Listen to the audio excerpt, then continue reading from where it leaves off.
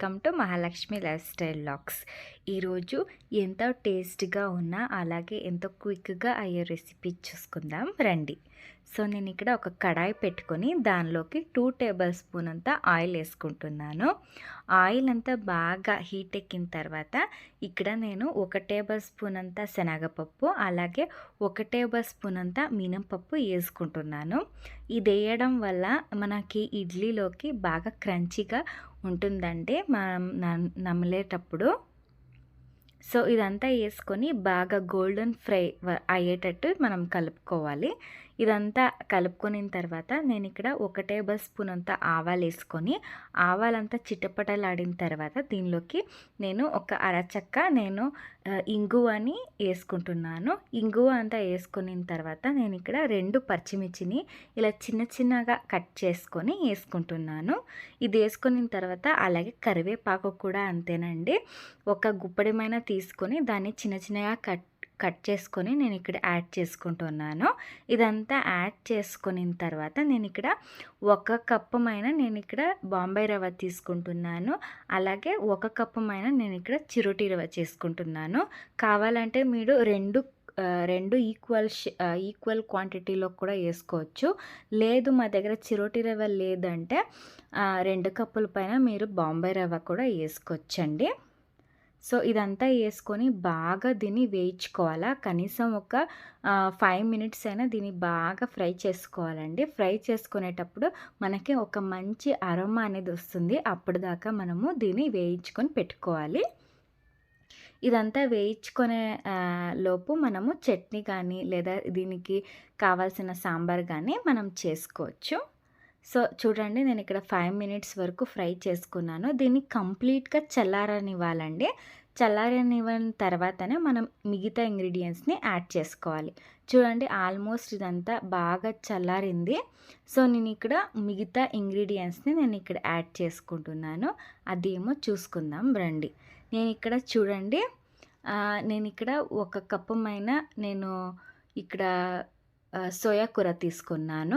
తర్వాత 1 కప్పు నేను క్యారెట్ తురుములు, కొంచెం నేను ఇక్కడ కొత్తిమీర తీసుకున్నాను. ఇవంతా నేను ఇక్కడ చల్లారిన రవ ఇంగ్రీడియంట్స్లోకి దీన్ని యాడ్ చేసుకొని ఇప్పుడు దీనిలోకి తగినంత నేను ఇక్కడ గట్టి పెరుగు అనేది తీసుకుంటున్నానండి 1 కప్పు. ఎందుకంటే నేను 2 కప్పుల పైన రవ తీసుకున్నాను కాబట్టి 1 కప్పు గట్టి పెరుగు అలాగే ఇంకొక కప్పు నీళ్ళు వేసుకుంటున్నాను. ఇంత నీళ్ళు సరిపోతుంది. తర్వాత తగినట్టు రుచికి సరిపడా ఉప్పు అలాగే కొంచెం నేను ఇక్కడ సోడా పొడి అనేది యాడ్ చేసుకుంటున్నానండి. ఈ సోడా పొడి వేయడం వల్ల ఇడ్లీ అనేది చాలా బాగా పొంగుతుంది. అలాగే స్పాంజీగా ఉంటుంది. గట్టిగా రాకుండా మెత్తగా వస్తుంది. సో దీనంతా అన్నీ యాడ్ చేసుకొని దీన్ని బాగా కలిపేసి కనీసం దీన్ని ఒక 15 నిమిషం వదిలేయండి. అది వదిలేయడం వల్ల ఏమవుతుందంటే మనం వేసిన సోడా పొడి ఏముందో అది రియాక్ట్ అవి బాగా పొంగుతుందన్నమాట. కొంచెం పులుపు వస్తుంది. సో దానికే మనము ఒక 15 మినిట్స్ అయినా దీన్ని రెస్ట్ ఇవ్వాలండి. రెస్ట్ ఇచ్చేలోపు మనం చట్నీ కానీ లేదా దీనికి ఏవైనా మనం సైడ్గా డిష్ ప్రిపేర్ చేసుకుంటాం కదా, దాన్ని ప్రిపేర్ చేసుకోవచ్చు. చూడండి నేను ఇక్కడ ఒక 15 మినిట్స్ అనేది రెస్ట్ ఇచ్చాను. ఇదంతా కొంచెం రవ అంతా బాగా నీళ్ళంతా బాగా పీల్చుకొని కొంచెం ఇది గట్టిగా పడిందండి. ఇప్పుడు నేను దీనికి ప్లేట్లోకి వేసుకుంటున్నాను. చూడండి ఇది ఇడ్లీ ప్లేట్లోకి నేను ఆల్రెడీ నేను నూనె కానీ వేసుకోవచ్చు లేదా బటర్ కానీ వేసుకోవచ్చు. నేను ఇక్కడ కొంచెం నూనె వేసుకొని డెకరేషన్కి ఇక్కడ నేను జీడిపప్పులు యాడ్ చేసుకుంటున్నానండి. కావాలంటే మీరు కొబ్బరి తురుము కానీ లేదా క్యారెట్ తురుము కానీ యాడ్ చేసుకోవచ్చు. నేను కొంచెం జీడిపప్పులు వేసుకొని ఇలా వేసుకుంటున్నాను. నిండుగానే వేసుకోండి. ఇది నార్మల్ ఇడ్లీలాగా అంతగా పొంగదు.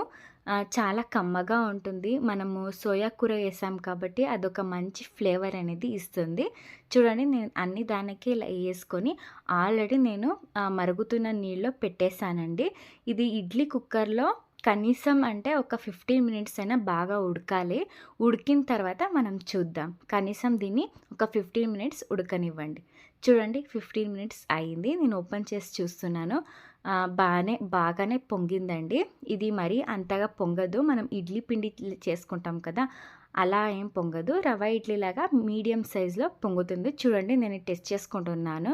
ఒక చాకు గానీ లేదా ఒక స్పూన్ గానీ తీసుకొని దీన్ని మధ్యలో గుచ్చి చూడండి.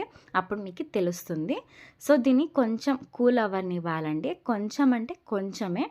సో ఇదంతా కొంచెం కూల్ అయిన తర్వాత మనం దీనిలో నుంచి ప్లేట్లో నుంచి దీన్ని తీసుకోవాలి. చూడండి ఇది కొంచెం ఆరిందండి. ఇప్పుడు నేను దీన్ని ప్లేట్లో నుంచి తీసుకుంటున్నాను. చాలా బాగానే ఉడికిందండి. మనం రెగ్యులర్గా ఇడ్లీ చేసుకోవడం కన్నా ఇలా డిఫరెంట్గా ఇడ్లీ చేసుకుంటే పిల్లలు కానీ పెద్దోళ్ళు కానీ చాలా ఇష్టంగా తింటారు. చూడండి నేను ఇక్కడ ఇడ్లీని ఇలా తీసుకుంటున్నాను. చాలా బాగానే వచ్చింది. చూడండి ప్లేట్లో కూడా అంతే ఏమీ అంటుకోలేదు. చూడండి బాగానే ఉడికింది. మీరు కూడా అంతే ఒకసారి ట్రై చేసి నాకు ఎలా వచ్చిందో ప్లీజ్ కమెంట్ చేయండి. చూడండి ఇలా బాగా సాఫ్ట్గా మెత్తగానే వచ్చింది. చూడండి నేను ఇలా ఒక స్పూన్తో నేను ఇలా తీసుకుంటున్నాను. మీరు అంతే రెగ్యులర్గా ఇడ్లీ చేసుకునే వాళ్ళైతే ఇలాంటి మసాలా రవ్వ ఇడ్లీని మీరు ట్రై చేసి చూడండి. మీకు కూడా చాలా బాగా నచ్చుతుంది. దీనిలోకి నేను టమాటో పచ్చడి చేసుకున్నానండి. దీనిలోకి కొంచెం కారంగా ఉన్న పచ్చడి అయితే చాలా బాగా సూట్ అవుతుంది. మీరు పచ్చడిగానే నూరుకోవచ్చు లేదా చట్నీతో పైన మీరు సర్వ్ చేసుకోవచ్చు. చూడండి బాగానే వచ్చింది. మీకు అంతే ఈ ఇడ్లీ రెసిపీ మీకు నచ్చితే ప్లీజ్ మా ఛానల్ని సబ్స్క్రైబ్ చేసుకోండి. చూడండి నేను ఇక్కడ ఓపెన్ చేసి చూస్తాను. ఒకటి టేస్ట్ కూడా మీకు చేసి చూపిస్తాను. చూడండి లోపల కూడా అంతే బాగా స్పాంజీగా ఫ్లఫీగా వచ్చింది. మెత్తగా ఉంటుందండి. పిల్లలు లంచ్ బాక్స్కైనా లేదా బ్రేక్ఫాస్ట్కైనా ఇది మంచి టిఫిన్ రెసిపీ అండి. ప్లీజ్ ఒకసారి మీరు కూడా ట్రై చేసి చూడండి. ఈ వీడియో మీకు నచ్చితే ప్లీజ్ మా ఛానల్ని సబ్స్క్రైబ్ చేసుకొని అలాగే పక్కన ఉన్న బెల్ ఐకాన్ని ప్రెస్ చేయండి. ఇంతసేపు మా వీడియోని చూసిన దానికి థ్యాంక్ యూ సో మచ్ అండి. బాయ్.